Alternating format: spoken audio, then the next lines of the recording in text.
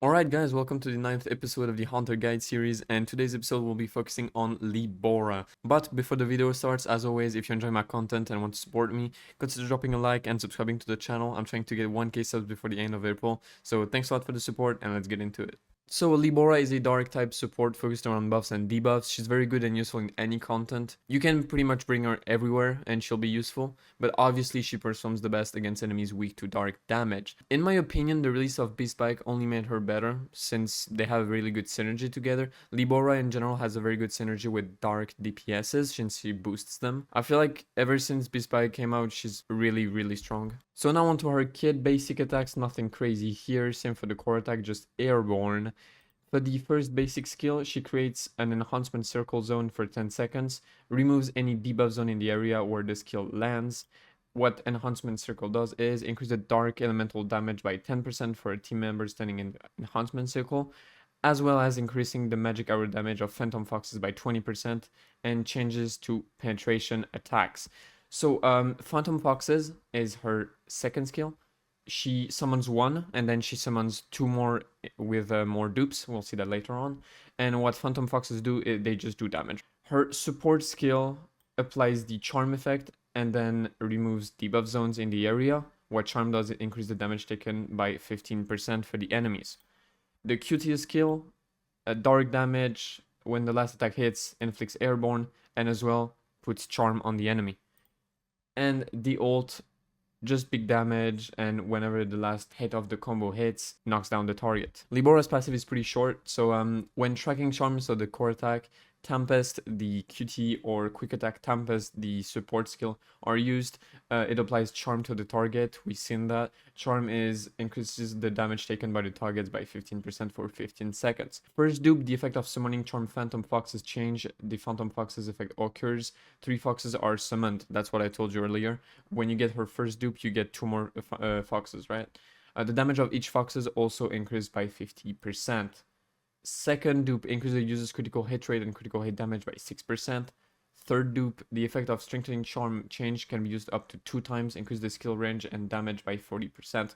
So more damage and range on the skill, and you can use it twice. Fourth dupe, decrease the cooldown of her hold by 25%. And fifth dupe, basic damage of the small megs of Dark Charm Meg increases by 75%. So pretty straightforward, but really effective. Really strong support. Probably the second best support after Min. Not the same type of support, since she's more based on like dark damage and like boosting dark units. But she's very good if you have a limb build or a bike build. For the skill upgrades, obviously I would upgrade those 2 skills first and then the ult.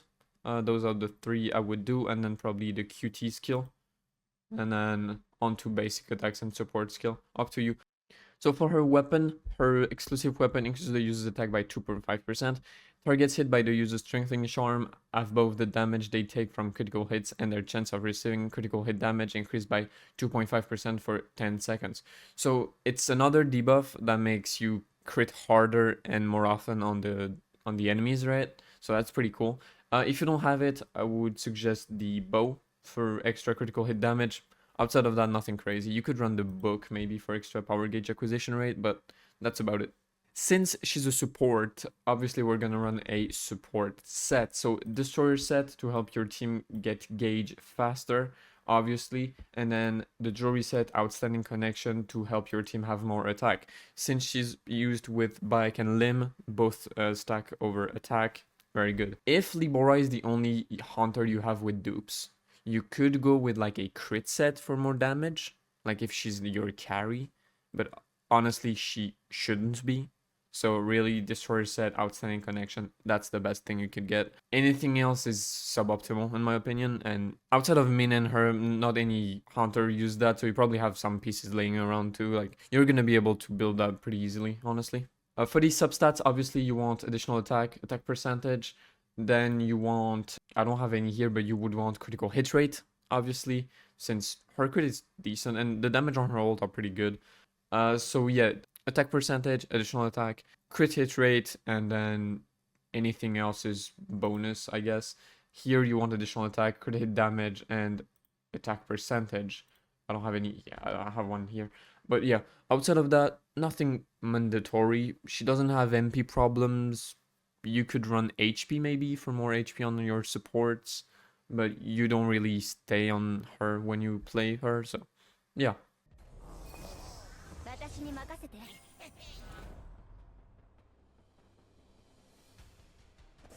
So obviously, since she's a support, I'm gonna use other hunters with her.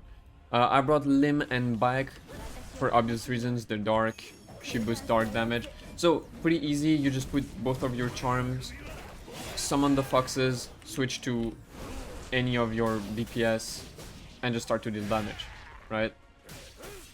It's that easy. She's pretty straightforward to use. Just switch whenever you've used all your skills, and then go back on her whenever you can. So like, see, just go back. She puts the charm. Oh, didn't put the charm here. I missed it. Put the charm here. Ult for a few damage. Switch to bike. And then there again, just big damage. And you can see that Bike and Lim get their ult really fast thanks to the destroyer set. So that's another big advantage of it. And yeah, honestly, you just need to cycle like that. Whenever you're out of buffs, switch back to Bora. Usually you want her as a third one to be able to switch at the end for her. But she's fine in first two or second, depending on how you want to build your team. In this team, like if you use that exact team, you can use Lim more as a breaker than an actual like DPS, and have Bike as your only DPS. That's something that's doable too. But yeah, her damage aren't insane, but not bad either. So if you have to rely on that at some point, you won't be like disappointed. But yeah, quick video on Bora. Hope you guys enjoyed it. As always, if you did, like and subscribe. I would greatly appreciate that. I'll see you guys in my next one. See ya.